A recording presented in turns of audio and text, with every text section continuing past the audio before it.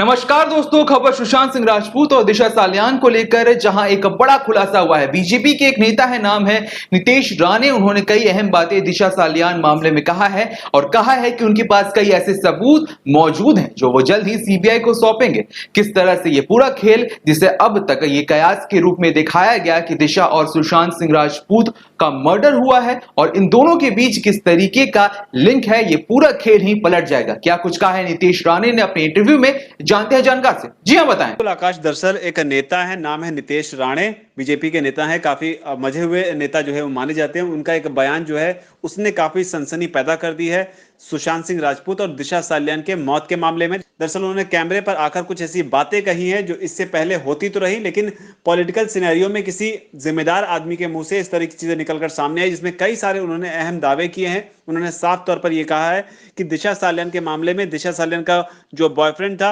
यानी कि तथाकथित जो मंगेतर था जिसका नाम रोहन राय है, उसके पास सारी इंफॉर्मेशन, सारे सबूत जो है वो मौजूद हैं। उसको इंक्वायर क्यों नहीं किया जाता? इसके अलावा वो आगे ये भी कहते हैं कि जो बातें उसको पता है, यानी कि रोहन राय को पता है, वो तमाम बातें मुझे भी पता है और जब जरूरत पड़ेगी तो मैं सही वक्त पर ये तमाम बातें जो हैं बताने के लिए सीबीआई के सामने मौजूद हो जाऊंगा। साथ ही आकाश, यहाँ पर नितेश राणे जो हैं 9 तारीख के एक फ्यूनरल की भी बात करते हैं और ये कहते हैं कि जब दिशा सालियान का पोस्टमार्टम 11 तारीख को हुआ था तो फिर 9 तारीख को रोहन राय जो है वो किसके फ्यूनरल की तैयारी कर रहा था, यानी कि रोहन राय फोन कर कर लोगों को किसके फ्यूनरल के लिए बुला रहा था, जबकि दिशा सालियान का जो खुद का पोस्टमार्टम हुआ वो 11 जून को हुआ। इसके अलावा आकाश, नितेश राणे ये भी बताते हैं कि ये सुसाइड नहीं है। अगर ये सुसाइड है तो साफ तौर पर आप कहते हैं कि वो डिप्रेस थी, लेकिन ये सुसाइड नहीं है। वो 8 तारीख की और 13 तारीख की एक पार्टी का भी जिक्र करते हैं। वो कहते हैं कि एक खास शख्स जो है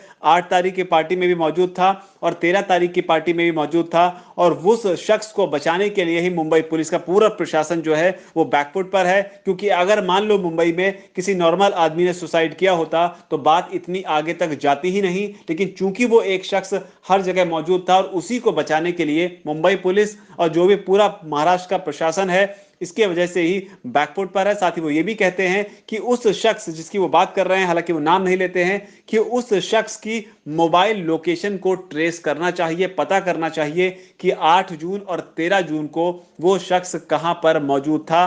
क्या उसकी मोबाइल लोकेशन, यानी कि उस खास शख्स की मोबाइल लोकेशन और दिशा सालियान की जो मोबाइल लोकेशन है वो दोनों एक ही जगह मैच हो रही हैं कि नहीं हो रही हैं? इनका दावा है, नितेश राणे का दावा है कि वो मैच होंगी। और आकाश, इसके अलावा नितेश राणे ये भी कहते हैं कि उनके पास तमाम सबूत मौजूद हैं। मौजूदा दौर में सीबीआई को भी कई सारी बातें जो हैं वो पता चल चुकी हैं और सीबीआई राइट डायरेक्शन में इन्वेस्टिगेशन कर रही है। लेकिन जैसे ही उनको लगेगा कि रोहन राय या जो लोग इसके लिए जिम्मेदार हैं वो वक्त पर बाहर निकल कर नहीं आते हैं और सही तरीके से सारी बातों को नहीं रखते हैं, तो फिर वो खुद ही इस मामले में खुलकर बोलेंगे और वो तमाम बातें सीबीआई को बताएंगे ताकि दूध का दूध और पानी का पानी हो सके।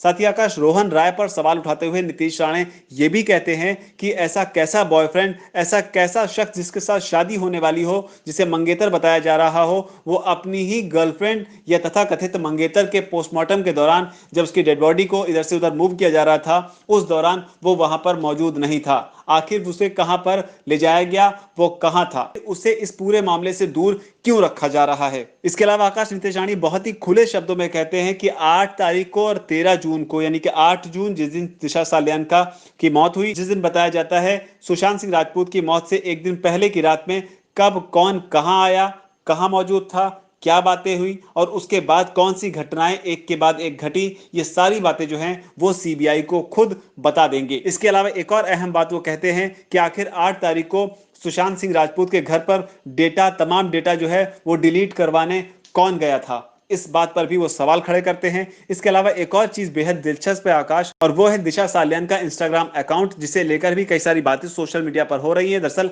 8 जून को ही दिशा सालियान ने एक फोटो पोस्ट किया था और वो फोटो है, उस फोटो को लेकर ही, उस फोटो के साथ में जो कैप्शन लिखा हुआ है उसे लेकर ही सोशल मीडिया पर कई सारे लोग कई तरह की बातें कर रहे हैं। हालांकि ये इंफॉर्मेशन जो है ये अनवेरिफाइड इंफॉर्मेशन है, लेकिन इसमें कई जगह कुछ कुछ जगहों पर लॉजिक जरूर नजर आते हैं। हालांकि इसमें दावा यह है कि जो 8 जून को दिशा सालियान के इंस्टाग्राम अकाउंट पर फोटो पोस्ट किया गया है। उस फोटो को खुद दिशा सालियान ने पोस्ट नहीं किया है। हालांकि इस फोटो के साथ जो कैप्शन लिखा हुआ है वो गौर करने वाला है, और इस कैप्शन के साथ एक फूल का इमोजी बना हुआ है। इस फूल के इमोजी की भी काफी चर्चा हो रही है, जिसपे साफ तौर पर लिखा है कि आप जो भी चुनते हैं आप वही बनते हैं। और जो फोटो है ये थोड़ा सा अजीब तरह का जरूर दिखाई पड़ता है।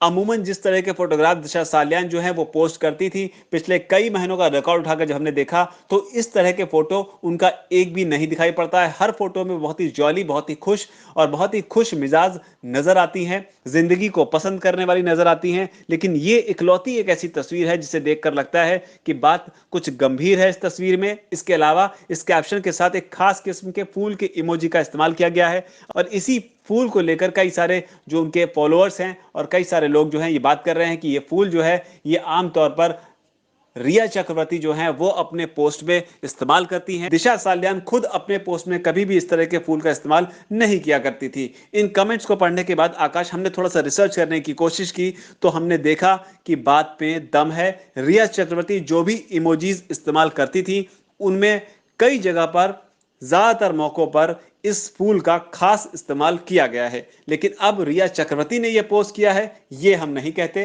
लेकिन हाँ, जो तर्क दिए गए दिशा सालियान की इस तस्वीर को लेकर, जहां लोग लगातार इस बात की मांग कर रहे हैं कि इस मामले में भी न्याय होना चाहिए, उस तर्क को हमने थोड़ा सा परखने की कोशिश की और पहली झलक में ही दिखता कि हाँ, इस खास इमोजी का इस्तेमाल रिया चक्रवर्ती अपने पोस्ट में कुछ ज्यादा ही करती हैं। ये भी एक पहलू है जिसे लेकर सोशल मीडिया पर एक चर्चा हो रही है। और इस चर्चा के बीच नितेश राणे का यह बयान कि 8 तारीख को और 13 जून को कुछ ऐसा हुआ जहां पर एक शख्स मौजूद था, उस शख्स के मोबाइल लोकेशन को, दिशा सालियान की मोबाइल लोकेशन को, दोनों को मैच कर जरूर देखा जाना चाहिए, क्योंकि ये दोनों लोकेशन एक ही निकलेंगी। तो ये दावे जो हैं बेहद चौंकाने वाले हैं, और अब तक के तमाम खुलासों के बीच एक नया नाम एक नए दावे के साथ एंटर करता है, जिसने पूरे मामले को आकाश और भी ज्यादा सनसनीखेज बना दिया है। फिलहाल जांच सीबीआई के दायरे में है, सीबीआई इस मामले की जांच कर रही है, और जो एम्स के डॉक्टर हैं वो भी लगातार इस थ्योरी पर भरोसा जता रहे हैं कि मुमकिन है कि सुशांत सिंह राजपूत को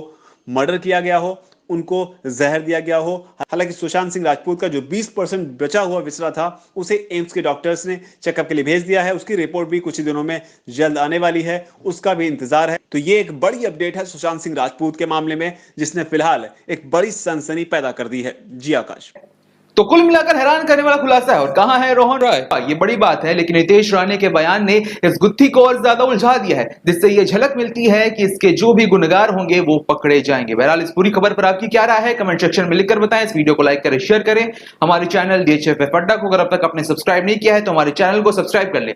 इस वीडियो को यहां तक देखने के लिए आपका धन्यवाद। नमस्कार।